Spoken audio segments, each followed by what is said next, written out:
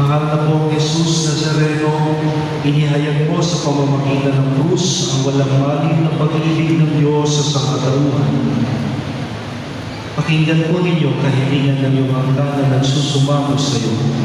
Makamtan nawa nila ang iyong masaganang katulunan at tanggapin ang kasagutan ng may pasasalamat at utang na loob na tinatanaw.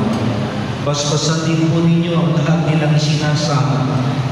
Silang di makadalo ngayon sa misa, ang mga may sakit, ang mga walang pamasahe, ang di namin kasama sa buhay ngayon. Naway, pagpadain mo rin sila. Kayo din ang lahat ng mga imahe at dasalan, ang lahat nawang ito ay maging pagpapaalala sa amin sa binyag kung saan kami nangako na ikaw ang pagmamahali at paglilingkuran bilang Panginoon magpasawalang hanggan. At pagpalain kayong lagi ng makapangyarihang Diyos, ang Ama, ang Anak, ang Espiritu Santo. Amen.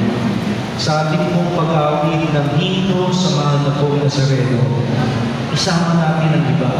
Huwag muna tayong aalis sa harap niya upang sa pag-awit natin sa mahal na pong mabiyayaan din ang lahat ng ating isinasama.